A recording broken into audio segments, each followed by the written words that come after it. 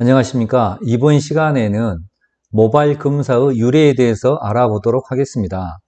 모바일로 할 수 있는 검사는 첫 번째 유전자 검사가 있고요. 두 번째는 무슨 약을 먹었는지 알아보는 약물 검사, 그 다음에 세 번째는 미네랄 중금속 검사가 있습니다. 이 검사들의 유래가 재미있습니다. 한번 알아보도록 하겠습니다. 사람은 그 사람의 외모를 보고 그 사람의 능력을 평가할 수 없다라고 합니다.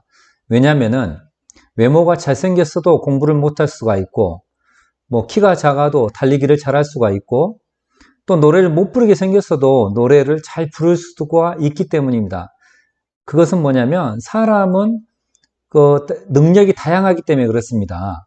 그러나 말의 능력은 단순합니다. 빨리 뛰면 됩니다. 특히나 경주마는 잘생기든 못생기든 상관없이 등수 안에만 들어오면 됩니다. 들면 된다라는 이야기도 무조건 1, 2등만 나면 된다라는 거죠. 상금이 많기 때문에. 그래서 말을 고를 때는 서 있는 지세와 골격을 보고 그 말이 잘 뛴다 못 뛴다를 알 수 있다라고 합니다.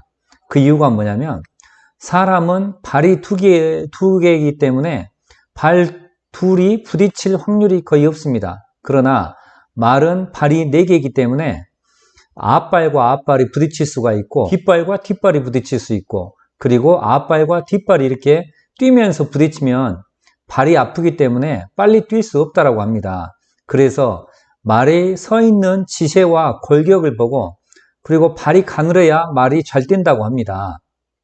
그래서 마주가 말을 고를 때 날렵하고 발이 가늘고 잘 뛰게 생긴 말을 이렇게 구입을 한다라거나 선택을 하는 것이죠. 그런데 이렇게 경주마를 그 새끼를 고르겠죠. 후보 말을 골라서 훈련을 시킨 다음에 경주에 내보낸 것이죠. 그런데 등수 안에 들지를 못하는 것이죠. 외모상으로 봤을 때는 잘 뛰는데 실질적으로 경주로 했을 때는 등수 안에 들 수 없다는 것이죠. 마주가 이제 지시를 내린 것이죠. 야, 왜 이렇게 잘 달리게 생긴 말이 이렇게 못 뛰느냐, 등수 안에 들지는 못하느냐라고 한 것이죠. 그래서 거기에서 유래가 되어 말 갈귀털의 안쪽을 잘라서 녹여서 분석을 해본 것이죠. 여기에서 모바일 검사가 유래가 됐습니다. 그런데 말 털을 잘라서 분석을 해보니까 미네랄이 부족하더라는 것이죠. 그래서 마주한테 보고를 했습니다. 말이 미네랄이 부족해서 달리기를 못한다고 하니까 마주가 이렇게 이야기한 것이죠. 야, 무슨 소리냐? 땅에서 나는 풀을 먹고 사는 말이 어떻게 해서 미네랄이 부족할 수 있다냐라고 이야기를 한 것이죠.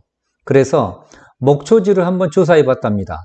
그래서 목초지를 조사해 보니까 집채만한 트랙터가 지나가면서 풀들이 잘 자랄 수 있도록 화학비료를 뿌려 주었다고 합니다. 그러니까 외관상으로는 이러한 사료용 풀들이 잘 자랐지만 그 풀들 속에는 미네랄이 적거나 없었다라는 것이죠. 그래서 이 미네랄이 부족한 말들한테 인위적으로 미네랄과 비타민을 공급해 주니 말이 근력도 생기고 골격도 강해져서 달리기를 잘해서 등수 안에 들더라는 것이죠. 여기에서 유래된 것이 미네랄 검사입니다. 사람도 마찬가지입니다.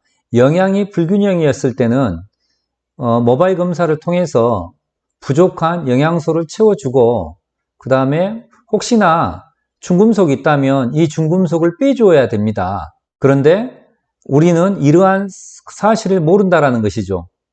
약을 먹기 이전에 영양의 균형을 잡아주어야 된다라는 것이죠. 영양의 균형은 또는 영양학은 하루 세끼를 이야기하는 것입니다. 하루가 쌓여서 한 달이 되고 한 달이 쌓여서 1년이 되고 1년이 쌓여서 평생이 되는 것입니다. 그러듯이 우리가 먹는 음식이 곧 내가 된다라고 하는 말도 있지 않습니까? 어떤 음식을 먹느냐, 어떤 영양분을 섭취하냐에 따라서 우리의 건강 상태도 결정된다라는 것입니다. 모바일 검사는 우리가 생각하는 것보다 훨씬 과학적이고 수학적인 검사입니다.